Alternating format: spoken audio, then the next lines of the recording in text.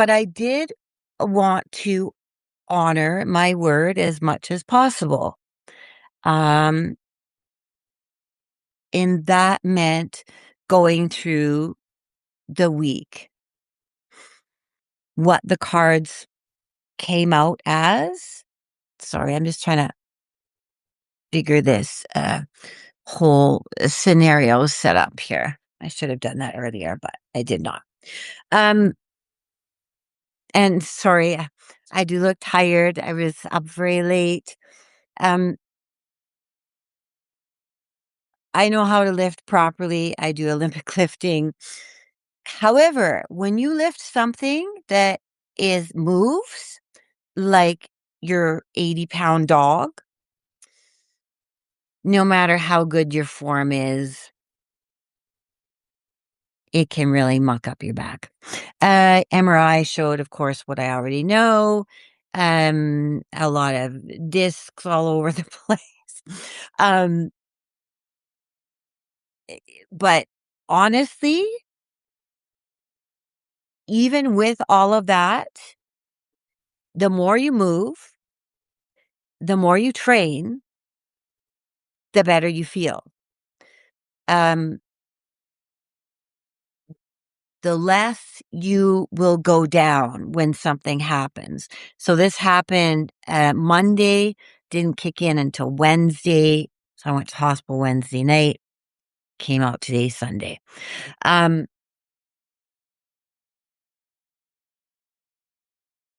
I'm already feeling better. I did bring a walker home um, because getting up is the hardest thing.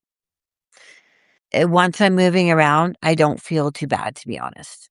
So, sorry. I'm trying to stay within the mobile area, which is very small. Um,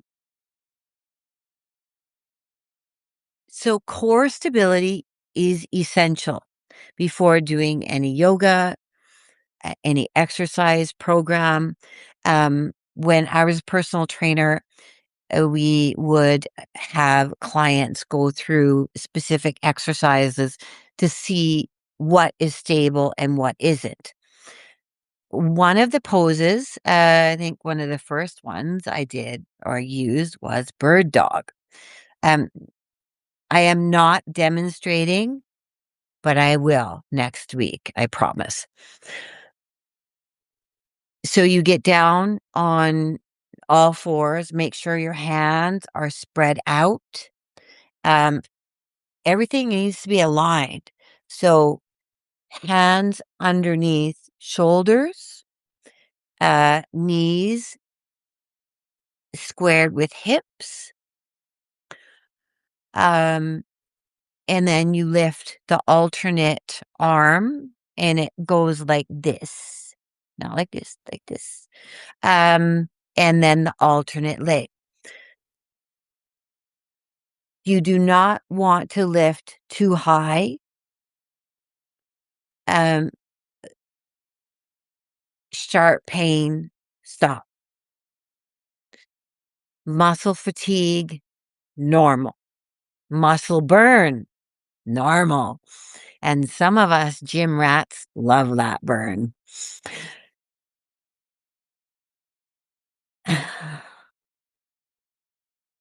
Oh, hello, somebody's actually here. Um, I don't know your first name, but meditation.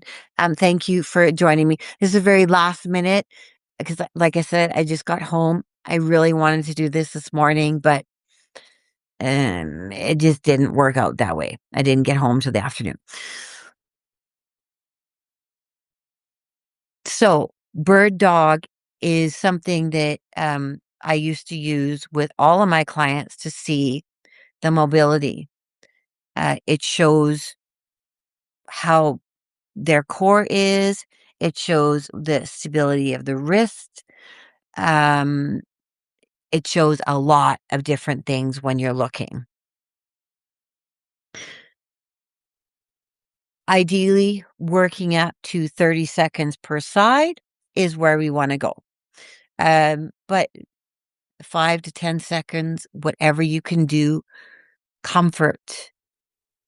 Um, I will, like I said, really go over these poses um, a lot more in detail. Forward bend is just literally collapsing forward. You can do it standing or you can do it laying, sitting on the floor, and you just bend forward. What else did we do? We did, um, just looking. Okay. Yeah, so we did Tadasana, which is mountain pose, which is it's literally the first thing you do when you start doing yoga is you perfect mountain pose. Instead of going through all of them in detail, what I really want to do is let you understand the most important things. So, learning how to spread your toes. So, Tadasana, when you're standing, shoulders are always back and down, and you want to kind of push them, kind of like you're squeezing your shoulder blades together. Chest is always up to the heart. The crown is active. The third eye is active. In Tadasana, a lot is active. So when you step on your mat, first I want you to practice spreading your toes. And I know this sounds silly, but if you don't know how to stand properly, um, poses will be very difficult moving forward. And you won't be doing them properly. This is why we recommend barefoot running shoes, because it literally, I'm looking for my bag, but it's downstairs. In regular shoes, your toes are like this. In barefoot running shoes, your toes are like this. So even at 55, I can run for an hour without knees, shins, back, anything hurting.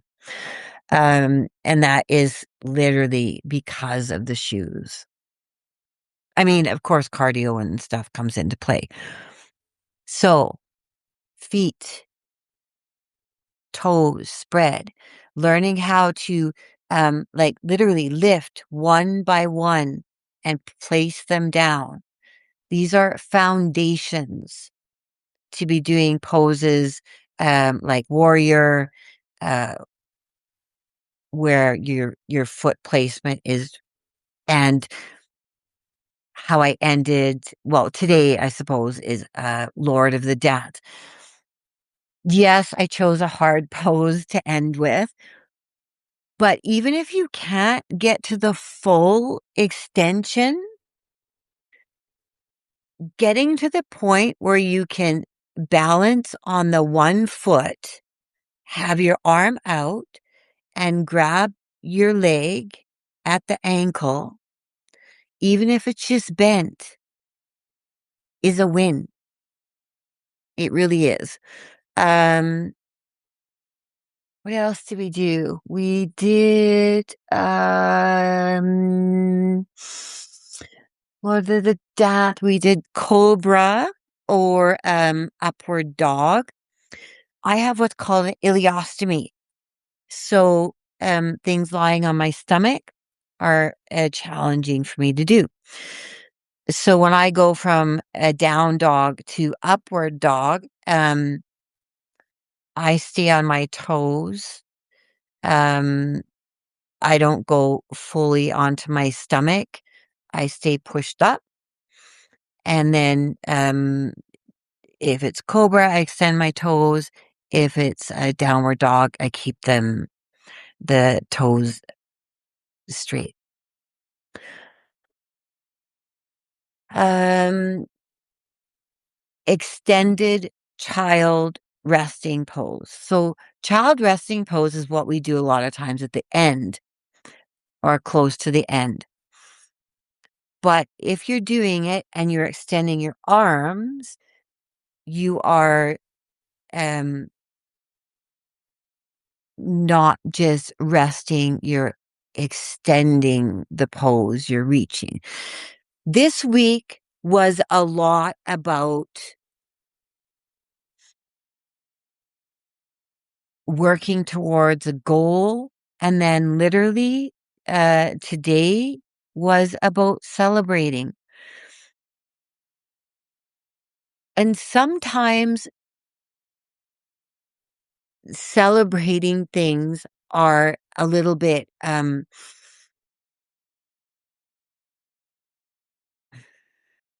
not as grand as you might think. A win can be a really good week at work. A win can be a week without arguing with your spouse. A win can be a milestone you watch with your children. So this week seemed like it was building and then it opened to that. The meditations I gave, very simple because I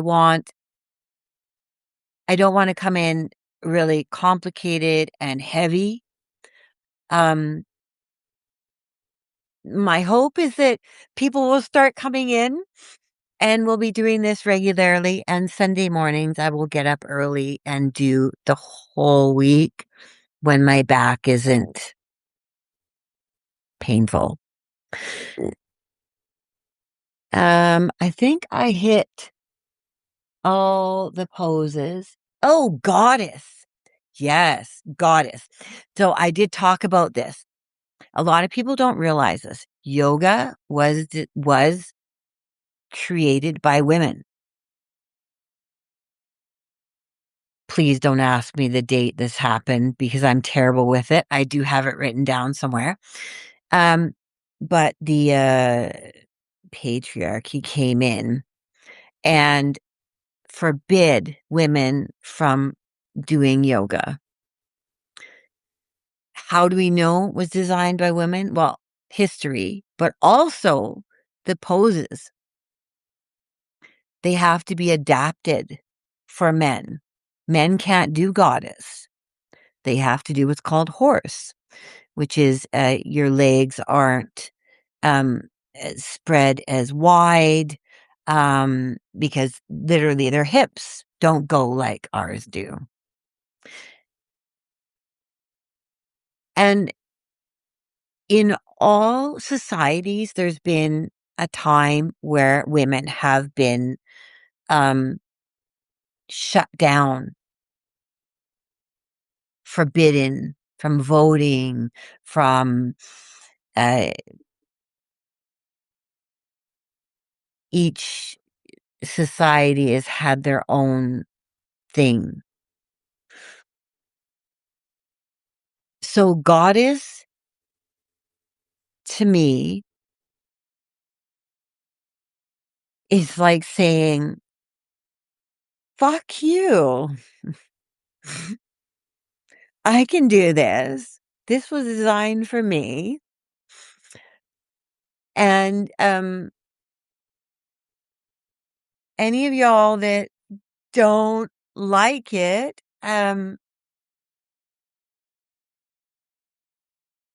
and don't accept women as smart, as educated, as creative, and that so I've studied martial arts. Wing Chun is a style of martial arts.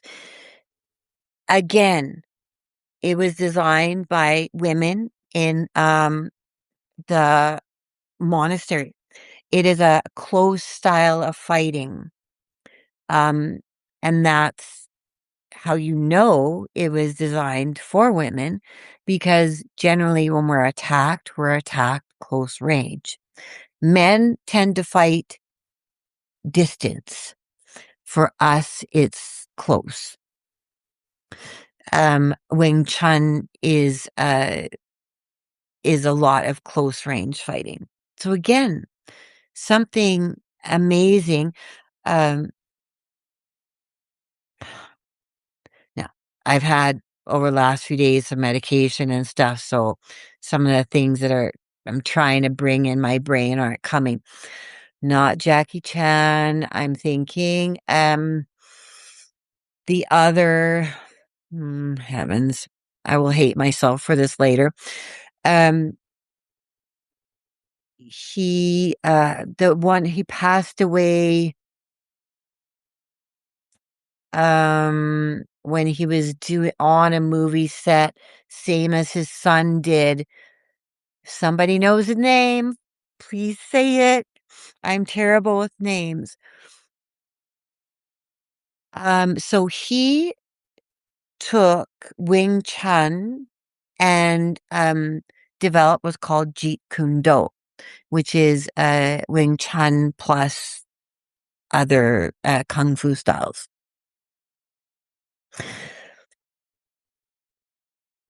What does this have to do with chakras? Well, this is Eastern. This is Eastern philosophy, Eastern fighting, Eastern training. Western, we have the polyvagal system. So Eastern, we have the central channel. And I have my nice little, please tell me it's right side up. Yes. So all 12 chakras here. Now your central channel goes here and down your body. But where it really starts to hit is the back of your head. And that is your vagus nerve. Your vagus nerve goes from the back of your skull all the way down the middle of your spine to your tailbone. Out from that comes all the rest of the branches of the nerves. I do have an amazing, of all places, I found it on Temu, which literally shows polyvagal and chakra in one diagram. I'm so excited. It should be here soon. And it will make much more sense to you. There's 3 polyvagal blocks, and generally when we're talking in the bodies, there's 3 chakra blocks. And they're like this. Last night before I left, I had a long conversation with my doctor. The doctors take care of me in the hospital. And we talked about this. We talked about how science and spirituality are connected. My book, the first one, A Witch on the Edge, I've had 6 NDs. Most people know this already. But I believe in science as well, not just spirituality. They do go like this. And he said many times he's seen things that he can't explain, and he has colleagues that won't accept it.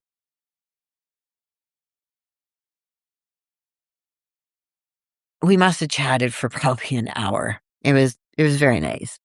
Oh, what happened?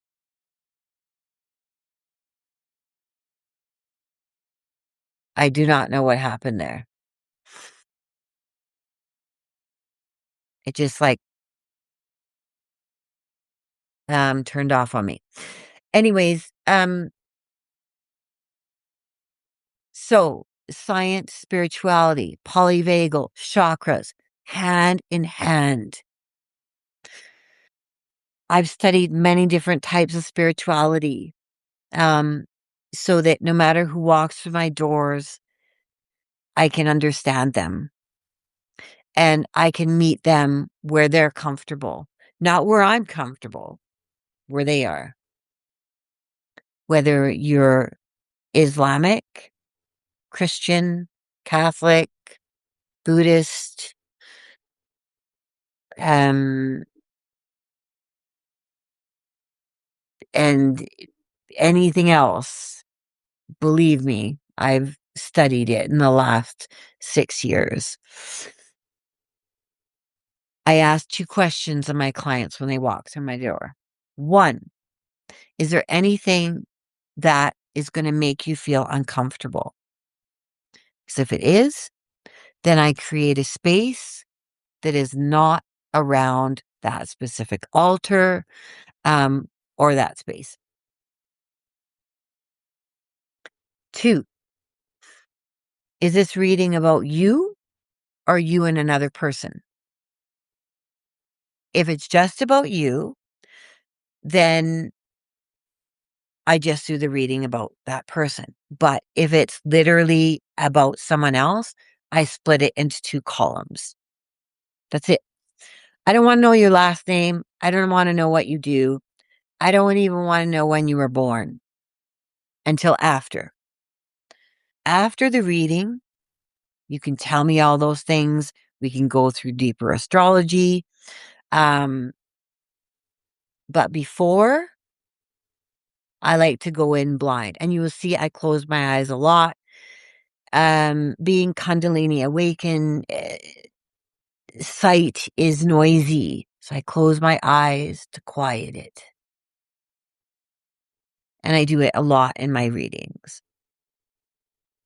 So today, all I wanted to do was let you know who I am and that I'm committed to do this moving forward, and that I want you to ask me questions.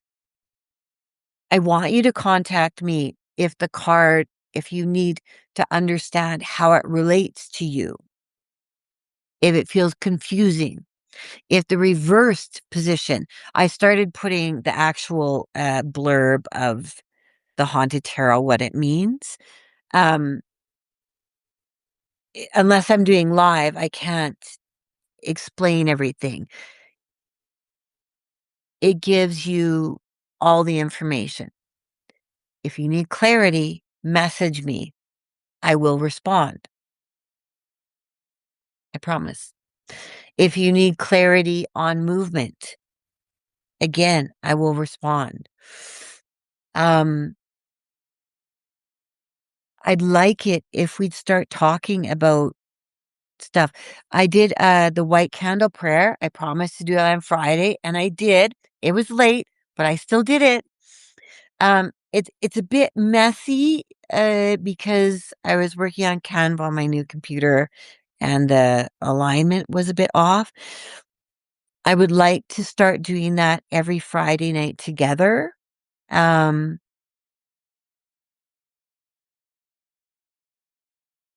I don't believe in war. I hate it.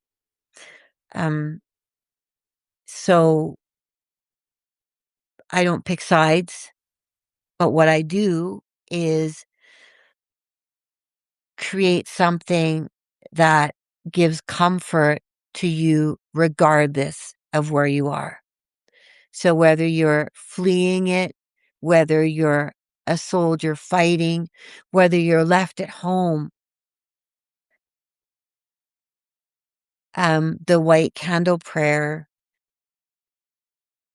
is very simple. Um, if you can get a bowl of water with a bit of salt in it, but other than that, literally you've got every element. You've got if you can put incense to get extra smoke if you like. Um, but you have fire. So with the salt and the water, obviously you have water, salt is earth, and then fire, and then air, of course, is incense. So that's a bit about me. And a lot of other people do explain a specific card.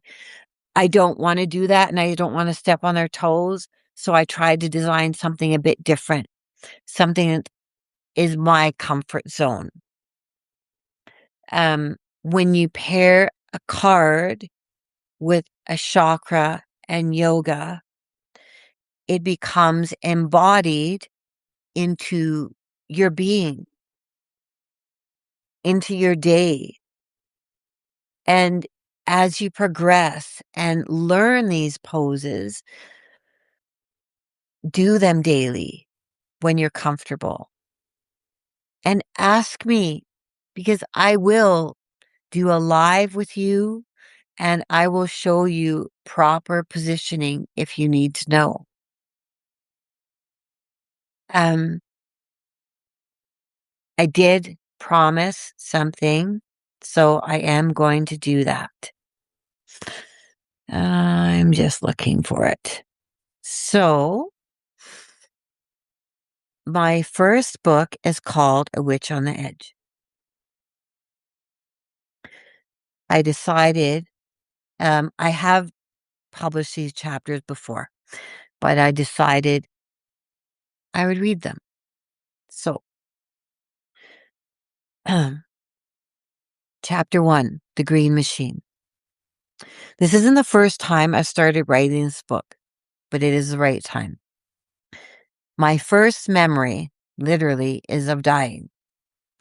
I was no older than 6 months, cradled in my mother's arms in the back seat of what I now know was a car. I remember the smell of the leather, the sickness I felt, her voice trying to soothe me, but her fear, hot and sharp, offered no comfort. She was unraveling as she held me. I could barely breathe, but I cried anyway. Each breath a battle, each cry a thread of life. I was there in her arms, and I was also watching from above. This is where I met him, Raphael, the archangel. He's still here, with me always, close enough to touch. I just actually finished a ritual, my binding with Raphael and Gabriel. This memory is the beginning, not just of my life, but of the pain that will follow me through it. My father was driving fast, no seatbelts back then, just wide leather benches and big metal bones. The car was huge. His car, he custom painted it a two-toned green, dark green with this streaks of kind of a silver tone green on the side. They followed like lines of the river. Back then, the cars, their lines were sharper. We called it the Green Machine, literally. I'm getting off track, but I do that a lot. These memories aren't easy, and I've never met anyone else who remembers being a baby, but I do. I must have passed out because the next thing I know, I was at the hospital. They say I had a pneumonia, a raging fever. They say I had to be submerged in cold water. I remember the shock. I was furious. I didn't have language, no words, but sensation, fire in every cell, helplessness, disorientation. The tiles on the wall were pale green. From where I lay, everything was stretched, curved like a fisheye lens. There was a window, but it was impossibly far away, maybe 20 feet, maybe forever. From my point of view, it looked really far away. What I could see clearly were the legs of a nurse, long and white, wrapped in nylons, her skirt like a stiff sail. She bent down, her face was enormous and terrifying, because I didn't know her. I didn't know where my mother was. I didn't know what had become of me. I didn't have language, but I felt everything. When you're that young, you're still attached to everything, not just your own feelings, but everyone's. The nurse, the room, the fear in the air, the electricity of death whispering against my skin. I didn't know it then, but death was standing beside me. Atropos held the shears, deciding whether to cut the thread. Raphael was there waiting with eternal patience, and someone else, a mother, not of my blood, stood watching from beyond. I would learn her name 15 years later. I knew the difference between the nurse and the angel, between the physical and the divine.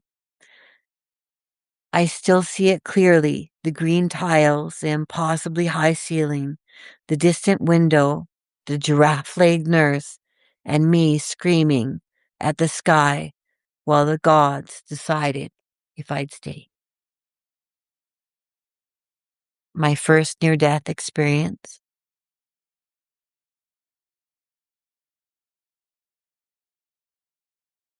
And yes, I remember it like it was yesterday.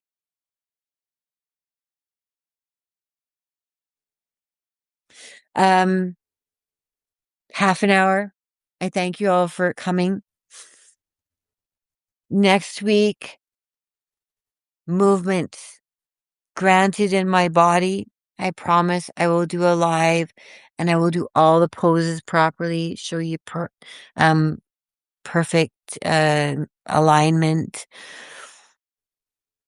But please ask me questions. Let's start a conversation. I'm not doing this for me. I'm doing this to bring a grounding presence in a world right now that is a bit crazy. We have a war starting in Iran. We have a depression. People are losing their jobs.